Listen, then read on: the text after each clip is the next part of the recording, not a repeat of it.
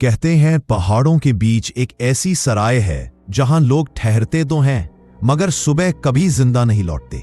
वहां की दीवारों पर आज भी गूंजती हैं चीखें और धुंध में छिपी है एक आत्मा जो हर नए मेहमान का इंतजार करती है। आज हम लेकर आए हैं एक खौफनाक कहानी, अंतिम सराय का शाप। कहानी पूरी सुनिए और अगर आप में हिम्मत है तो अकेले सुनिए, लेकिन उससे पहले चैनल को लाइक, शेयर और सब्सक्राइब जरूर करें, क्योंकि आगे आने वाली हर कहानी आपको और गहराई से अंधेरे में खींच ले जाएगी। रात का समय था। पहाड़ों की ठंडी हवा इतनी कटीली थी कि लग रहा था जैसे कोई अदृश्य हाथ आपकी हड्डियों को छू रहा हो। सन्नाटा इतना गहरा था कि अगर पत्ते भी हिलते तो उनकी आवाज साफ सुनाई देती। अभय, जो कि दिल्ली का रहने वाला था, अपनी कॉलेज की छुट्टियों में अपने 3 दोस्तों करण, विवेक और सीमा के साथ हिमालयी इलाकों में घूमने आया था। उनका इरादा था कुछ नया देखने का, रोमांचक अनुभव करने का।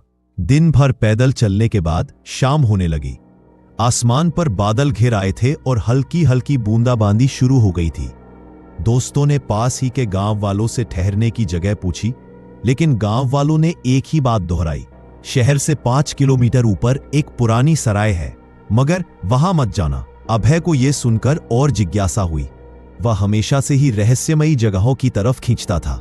उसने कहा, यार, जब सब मना कर रहे हैं तो जरूर कुछ राज होगा, वही चलते हैं। करण ने थोड़ा डरते हुए कहा, पागल हो गया है क्या? गांव वाले बिना वजह क्यों मना करेंगे? लेकिन विवेक और सीमा भी रोमांच के मूड में थे। चारों ने तय किया कि सराय की ओर ही जाएंगे। करीब आधे घंटे तक घने जंगल और ऊबड़ खाबड़ रास्ते पार करने के बाद अचानक एक काला सा ढांचा दिखाई दिया। टूटी फूटी दीवारें, आधा गिरे हुए खंभे और ऊपर से चमगादड़ों की आवाज। वह अंतिम सराय थी, क्योंकि वह पहाड़ के आखिरी मोड़ पर खड़ी थी और उसके बाद सिर्फ गहरी खाई। दरवाजे का रंग उतरा हुआ था और लकड़ी जगह जगह से सड़ चुकी थी। हवा के झोंके से दरवाजा चर्र चर्र की आवाज कर रहा था। अंदर घुसते ही बदबू और सीलन का एहसास हुआ। सीमा ने अपनी जैकेट कसकर पकड़ ली। मुझे अच्छा नहीं लग रहा यहां, चलो वापस चलते हैं। लेकिन अभय हंस पड़ा, डरपोक, कुछ नहीं होगा, ये तो बस एक पुरानी बिल्डिंग है। चारों ने अपने बैग नीचे रखे और सराय का निरीक्षण शुरू किया। शुरुआत में सब ठीक ठाक था। उन्होंने सराय के बड़े हॉल में आग जलाई और खाना खाने बैठे, लेकिन जैसे जैसे रात गहराती गई, माहौल अजीब होता गया। खिड़कियों पर बिना हवा के भी दस्तक होने लगी। दीवारों से फुसफुसाहट जैसी आवाजें आने लगी। ऊपर की मंजिल से किसी के चलने की आहट सुनाई दी, जबकि वहां कोई नहीं था। विवेक ने हंसी में कहा, लगता है हमें यहां कंपनी मिल गई है। करण गंभीर था। वह चुपचाप बाहर झांक रहा था। दूर जंगल में उसे किसी औरत की परछाई दिखी, सफेद कपड़ों में। उसने बाकी सबको बताने की कोशिश की, लेकिन जब तक सब बाहर भागे वहां कुछ भी नहीं था। सीमा घबरा गई। मैंने कहा था ना, यहां नहीं आना चाहिए था। लेकिन अभय अब भी अड़ा रहा। डरने की जरूरत नहीं है, शायद हमारी आंखों का धोखा है। रात का समय काटना मुश्किल हो रहा था। इसी बीच दरवाजे पर अचानक दस्तक हुई। सब चौंक पड़े।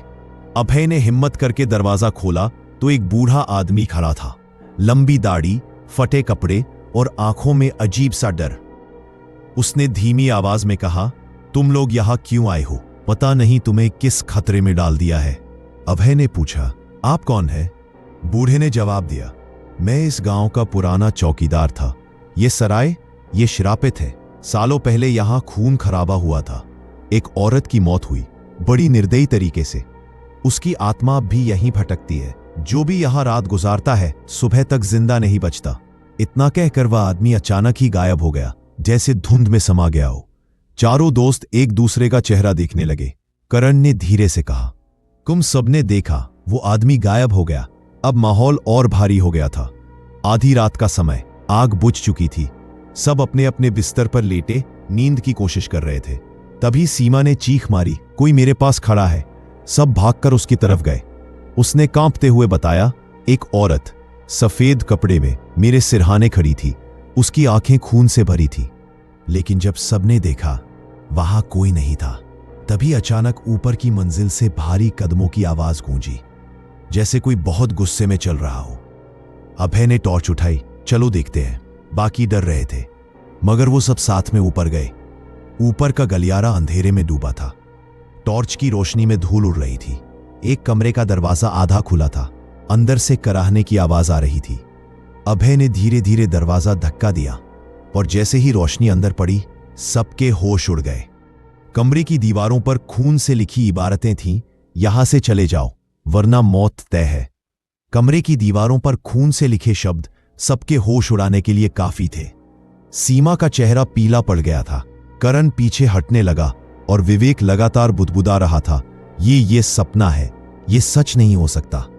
अभय ने खुद को संभालते हुए कहा, हो सकता है किसी ने हमें डराने के लिए ये सब किया हो। भूत वूत जैसी कोई चीज नहीं होती, लेकिन उसकी आवाज में भी हिचक थी, क्योंकि खून ताजा लग रहा था। चारों दोस्त फिर से नीचे लौट आए। आग जलाकर बैठ गए। बाहर से तेज हवा की आवाज आ रही थी, लेकिन सराय के अंदर और भी अजीब सी खामोशी थी। सीमा ने अचानक पूछा, अगर वो बूढ़ा आदमी सच बोल रहा था तो? अगर यह सच में कोई आत्मा है? करण ने गहरी सांस ली।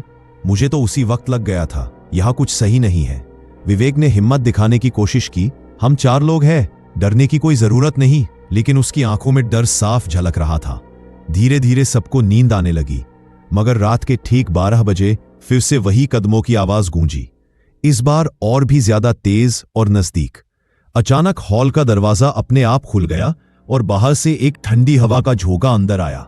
आग बुझ गई, अंधेरा छा गया और उसी अंधेरे में किसी औरत की रोने की आवाज सुनाई दी। अभय ने टॉर्च जलाई। रोशनी जैसे ही दरवाजे की तरफ गई, वहां कुछ सफेद सा हिलता हुआ दिखा। एक औरत, लंबे काले बाल, सफेद कपड़े, चेहरा धुंध से ढका हुआ। वह धीरे धीरे हॉल के बीचों बीच आई और ठहर गई। उसकी आंखें लाल थीं, जैसे किसी ने उनमें अंगारे भर दिए हों। सीमा चीख पड़ी और अभय के पीछे छिप गई। करण और विवेक जड़ हो गए। अभय ने हिम्मत करके कहा, तुम कौन हो? औरत ने धीरे धीरे अपना चेहरा उठाया। चेहरे पर जख्म थे, जैसे किसी ने उसे बुरी तरह पीटा और जलाया हो। होठों से खून बह रहा था। वह कांपती आवाज में बोली, ये मेरी जगह है, तुम सबको मरना होगा। इसके साथ ही सारी खिड़कियां एक साथ जोर से बंद हो गईं। सराय के अंदर भयानक गूंज फैल गई।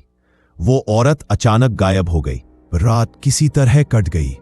सुबह की हल्की रोशनी आई तो सब ने चैन की सांस ली। करण ने गुस्से में कहा, बस अब मैं यहां 1 मिनट भी नहीं रुकूंगा, चलो सब। लेकिन अभय ने मना कर दिया, नहीं, अब मुझे यह जानना ही होगा कि इस जगह पर असल में हुआ क्या था। हमें तहकीकात करनी होगी। सीमा ने विरोध किया, मगर विवेक ने अभय का साथ दिया। सराय का कोना कोना छानते हुए उन्हें एक टूटी सीढ़ी मिली जो तहखाने की तरफ जा रही थी। सीढ़ियां अंधेरे में उतर रही थी। नीचे जाते ही सड़ंध और नमी की बदबू नथुनों में भर गई। तहखाने में पुरानी लकड़ी के बक्से पड़े थे, टूटी कुर्सियां और दीवारों पर जंजीरें टंगी थी। अभय ने टॉर्च की रोशनी दी तो देखा, दीवार पर खून के धब्बे अब भी ताजा जैसे लग रहे थे। सीमा डर के मारे कांपने लगी। ये जगह किसी जेल जैसी है। विवेक ने अचानक एक कोना दिखाया, देखो वहां कुछ लिखा है। दीवार पर काले कोयले से लिखा था, सपना माफ कर दो। अभय ने तहखाने में पड़े पुराने बक्से खोलने शुरू किए। उनमें पीली पड़ चुकी कागजों की गड्डियां थीं। उनमें से एक में एक डायरी थी। डायरी पर नाम लिखा था, सपना। सब चुपचाप उसके पन्ने पलटने लगे। डायरी से पता चला कि सालों पहले इस सराय का मालिक एक क्रूर आदमी था, रघुनाथ सिंह। वह यात्रियों को लूटता और कई औरतों के साथ जबरदस्ती करता। सपना गांव की एक सुंदर लड़की थी जिसे उसने सराय में बंधक बना लिया। जब सपना ने उसकी बात मानने से इनकार कर दिया तो रघुनाथ ने उसे इसी तहखाने में जंजीरों से बांधकर रखा और एक रात निर्दयता से मार डाला। उसके बाद से कहा जाता है कि उसकी आत्मा यहीं भटक रही है और हर उस इंसान से बदला लेती है जो इस सराय में कदम रखता है। सीमा की आंखों में आंसू आ गए। हे भगवान, उसे कितनी यातनाएं झेलनी पड़ी होंगी। करण ने कांपती आवाज में कहा, तो मतलब जो औरत हमने देखी थी वही सपना है? अभय ने सिर हिलाया। डायरी पढ़ने के बाद सबका खून जम गया। उन्होंने वापस ऊपर जाने का फैसला किया, लेकिन जैसे ही सीढ़ियां चढ़ने लगे अचानक दरवाजा अपने आप बंद हो गया। सबने मिलकर धक्का दिया मगर दरवाजा हिला तक नहीं। अंधेरे में अचानक फिर वही औरत प्रकट हुई। इस बार उसका चेहरा और भी भयानक था। आंखें खून से भरी, होठ सिले हुए और पूरे शरीर से धुआं उठ रहा था। उसने एक कान फाड़ू चीख मारी। सीमा जोर से गिर पड़ी और बेहोश हो गई। विवेक पागलों की तरह दरवाजा पीटने लगा।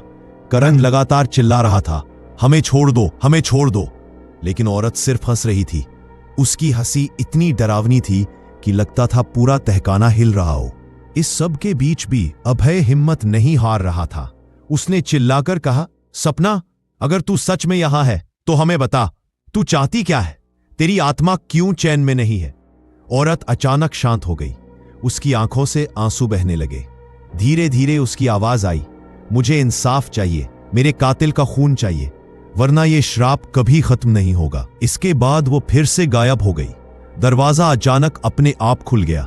सब ऊपर भागे, लेकिन अब सराय और भी अजीब लग रही थी। दीवारें टपक रही थी, छत से खून जैसी लाल बूंदें गिर रही थी और हर कोने से किसी के कराहने की आवाज आ रही थी। सुबह की हल्की रोशनी खिड़कियों से अंदर आ रही थी, लेकिन सराय की दीवारों पर टपकते लाल दाग, टूटती छत और डरावना सन्नाटा अब भी मौजूद था। करण सबसे पहले बाहर भागा और चीखते हुए बोला, बस अब और नहीं, मैं इस जगह से जा रहा हूं। लेकिन बाहर कदम रखते ही उसके सामने वही बूढ़ा आदमी खड़ा था जो पिछली रात मिला था। उसकी आंखें और भी लाल थी। उसने कठोर आवाज में कहा, अब बहुत देर हो चुकी है, कोई भी यहां से जिंदा नहीं जाएगा। करण डर के मारे पीछे हट गया। जब अभय आगे बढ़ा तो बूढ़ा अचानक धुएं में बदलकर गायब हो गया। सीमा कांपती आवाज में बोली, वो इंसान नहीं था, वो भी उसी श्राप का हिस्सा है। दिन चढ़ते चढ़ते सबने फैसला किया कि अब यहां और नहीं रहना है, लेकिन सराय से बाहर जाने वाला रास्ता ही बदल चुका था। जहां से वे आए थे वहां अब सिर्फ घना जंगल और धुंध थी। विवेक ने कहा, यह कैसे हो सकता है? हमने तो इसी रास्ते से आया था। सीमा डरते डरते बोली, ये सराय हमें अपने अंदर फंसा रही है। उसी वक्त करण अचानक पीछे मुड़ा। उसे लगा कि कोई उसका नाम पुकार रहा है। करण, करण। वो आवाज बहुत धीमी और मीठी थी, जैसे कोई बहुत करीब खड़ा हो। करण उस आवाज के पीछे पीछे चला गया। बाकी लोग उसे रोक भी नहीं पाए। कुछ देर बाद उसकी चीख सुनाई दी। सब दौड़कर पहुंचे तो देखा करण का शरीर सराय के आंगन में पड़ा था। उसके चेहरे पर डर ऐसा जमा हुआ था जैसे उसने कुछ बहुत भयानक देखा हो। उसकी आंखें खुली रह गई थी और मुंह से खून निकल रहा था। सीमा चिल्ला उठी, नहीं, वो मर गया। अभय ने धीरे से कहा, यह सपना की आत्मा का खेल है, उसने पहला शिकार ले लिया। करण की मौत के बाद सराय और भी भयावह लगने लगी। दीवारों से चीखें गूंजने लगी। कभी लगता कोई अदृश्य हाथ बाल पकड़कर खींच रहा है, कभी अचानक किसी की हंसी सुनाई देती। विवेक टूटने लगा। अभय, ये सब तेरे चक्कर में हुआ, तू ही हमें यहां खींच लाया। अब करण मर गया है, अगला कौन होगा? अभय चुप था। उसके मन में भी डर बैठ चुका था, लेकिन साथ ही गुस्सा भी। अगर हमें बचना रहे तो इस श्राप को खत्म करना होगा, सपना को इंसाफ दिलाना होगा। सीमा ने आंखों में आंसू भरकर कहा, लेकिन कैसे? उसका कातिल तो सालों पहले मर चुका होगा।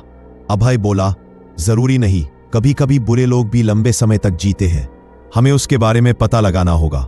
उस रात तीनों ने सराय के हॉल में ही रहने का फैसला किया, लेकिन रात का सन्नाटा फिर डरावना साबित हुआ।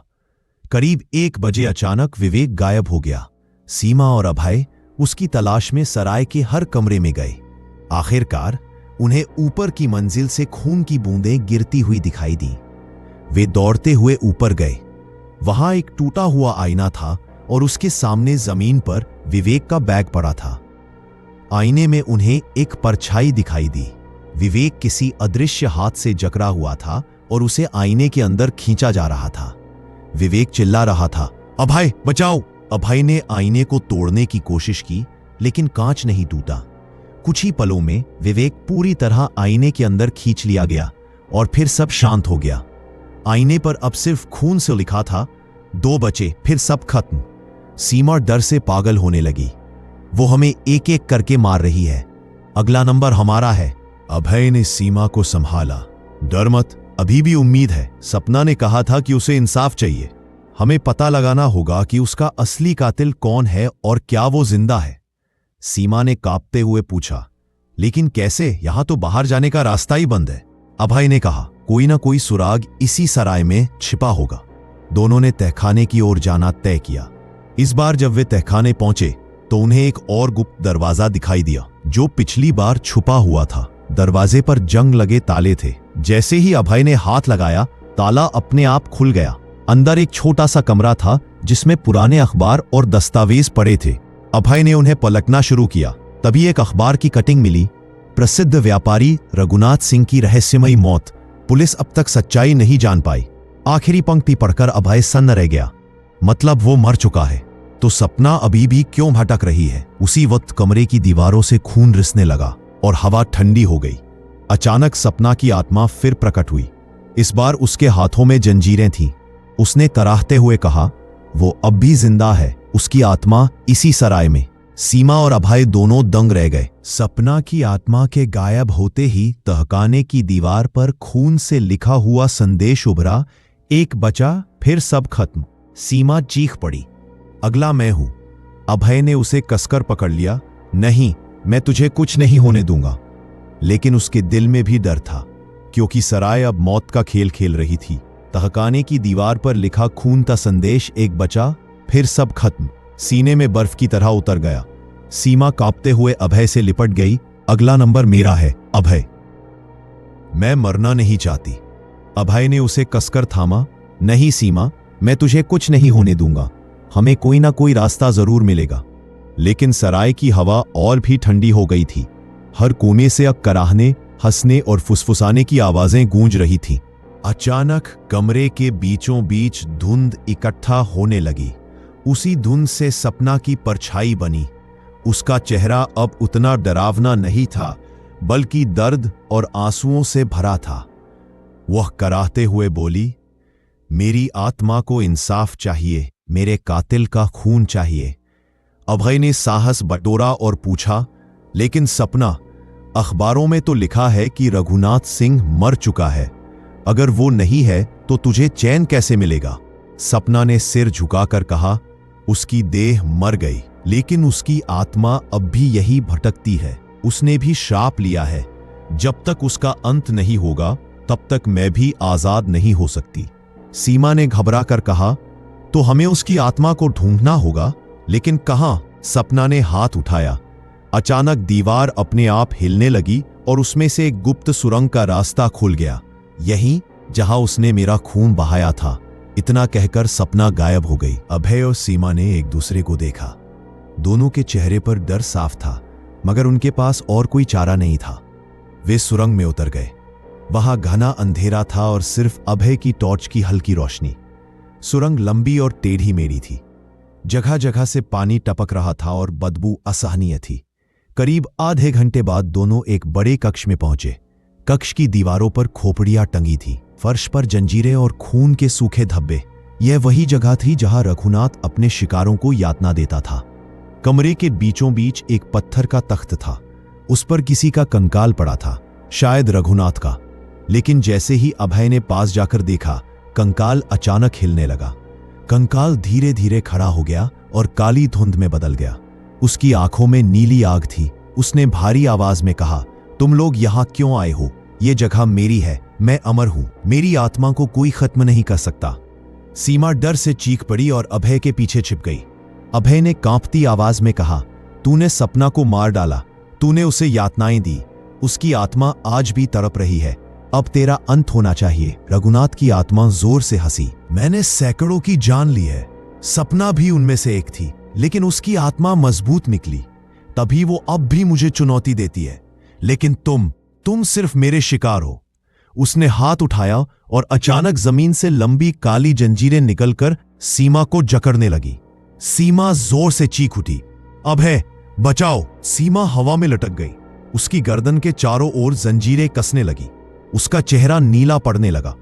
अभय पागलों की तरह उसे छुड़ाने की कोशिश करने लगा, लेकिन जंजीरें आग की तरह जल रही थी। रघुनाथ की आत्मा गरज कर बोली, मैं उसका खून बहाऊंगा और फिर तुम्हारा नंबर आएगा।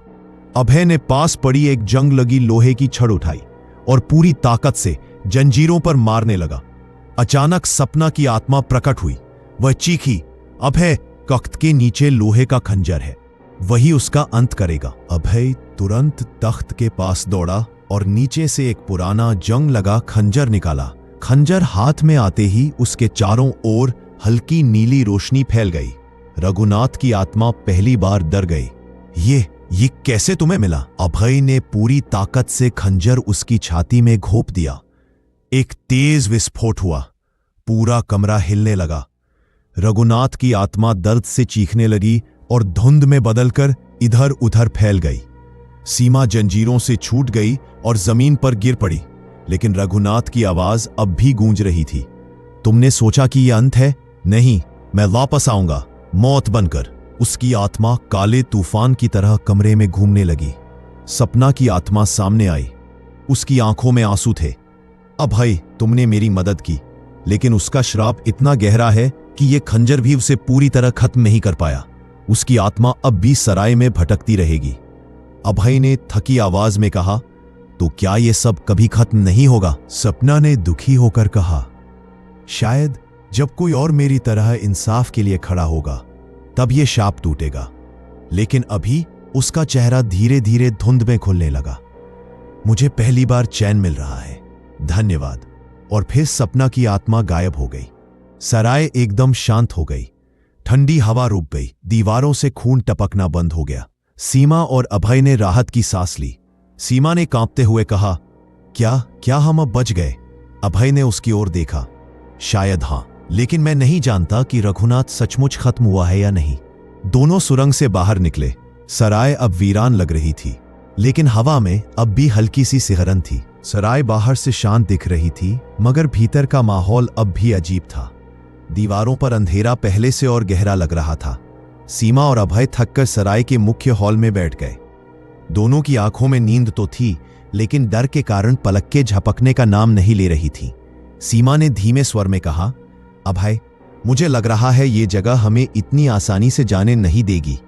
अभय ने उसकी ओर देखा और गंभीरता से बोला, हां, मुझे भी यही लगता है। सपना को भले ही थोड़ी शांति मिली हो, लेकिन रघुनाथ की आत्मा अब भी जिंदा है। हमें ये लड़ाई पूरी करनी होगी। सुबह की पहली किरण फूटी तो दोनों ने सराय छोड़ने का निश्चय किया।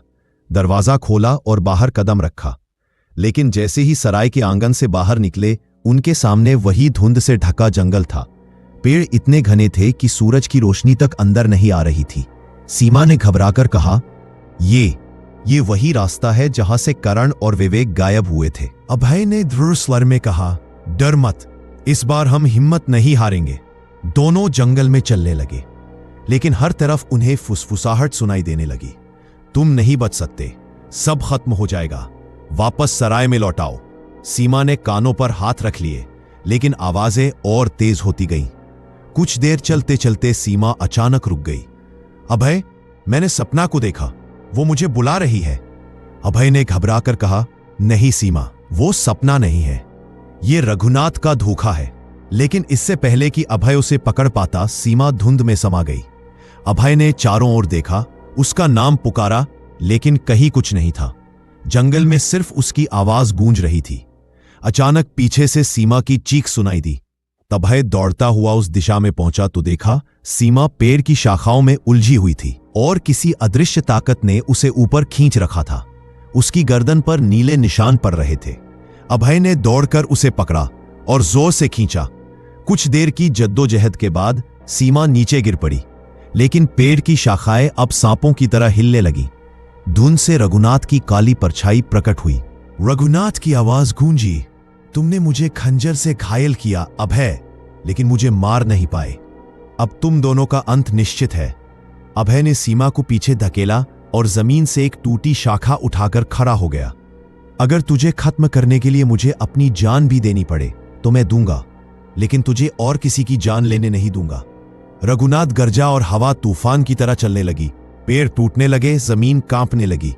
सीमा चीख पड़ी, अभय कुछ करो वरना हम दोनों मर जाएंगे। अचानक अभय को याद आया, सपना ने कहा था कि श्राप तभी खत्म होगा जब कोई उसकी तरह इंसाफ के लिए खड़ा होगा। उसने अपनी कलाई काटी और खंजर पर खून टपकाया। खंजर से तेज रोशनी फूट पड़ी। अभय ने पूरी ताकत से खंजर रघुनाथ की आत्मा की ओर फेंका। खंजर सीधे रघुनाथ की छाती में धंस गया। इस बार सिर्फ चीख ही नहीं बल्कि पूरा जंगल हिल गया। आसमान में बिजली कौंधी और धुंध का पर्दा धीरे धीरे छटने लगा। रघुनाथ की आत्मा दर्द से तड़पकर जमीन पर गिरी और फिर राख में बदल गई। हवा शांत हो गई। पेड़ों की शाखाएं स्थिर हो गईं। सीमा ने कांपते हुए अभय का हाथ पकड़ा। क्या ये खत्म हो गया? अचानक एक हल्की सी रोशनी उनके सामने उतरी। वो सपना की आत्मा थी। उसका चेहरा शांत और मुस्कुराता हुआ था। अब मुझे शांति मिल गई है अभय, तुम्हारा साहस ही मेरी मुक्ति बना। इस सराय का श्राप अब खत्म हो गया है। उसकी परछाई धीरे धीरे आसमान की ओर उठी और धुंध में गायब हो गई। सपना के गायब होते ही सराय का रास्ता साफ दिखाई देने लगा।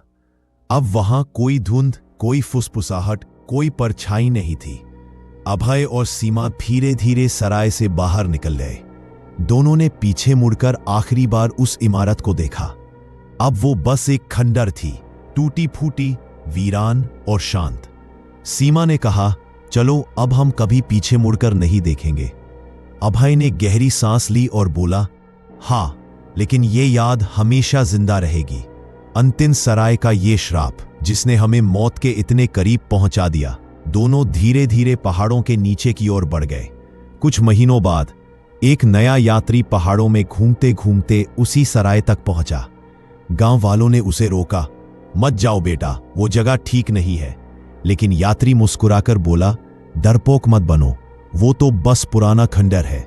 वो सराय की ओर बढ़ गया। दरवाजा अब भी चर चर की आवाज कर रहा था और अंदर जाते ही हवा में हल्की सी फुसफुसाहट गूंजी। ये जगह कभी खाली नहीं होती। कुछ महीने बीत चुके थे। अभय और सीमा ने अपने अपने घर लौटकर सामान्य जीवन जीना शुरू कर दिया। लेकिन सच कहे तो उनका जीवन अब पहले जैसा नहीं था। रात को अक्सर सीमा को बुरे सपने आते, जिनमें वो सपना को देखती या रघुनाथ की दहाड़ सुनती। अभय भले ही हिम्मती था, मगर उसकी आंखों के नीचे की थकान और बेचैनी साफ दिखाई देती थी। वे दोनों इस अनुभव को दूसरों को समझा नहीं सकते थे। गांव के लोग भी अब मान चुके थे कि सराय का श्राप टूट चुका है। लेकिन क्या सच में?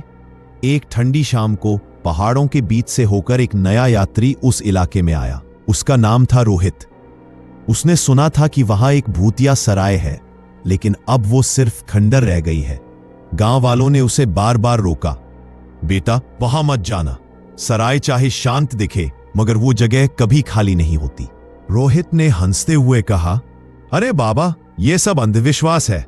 मैं तो बस तस्वीरें लेने जा रहा हूं। भूत प्रेत जैसी कोई चीज नहीं होती। गांव वाले एक दूसरे का चेहरा देखने लगे।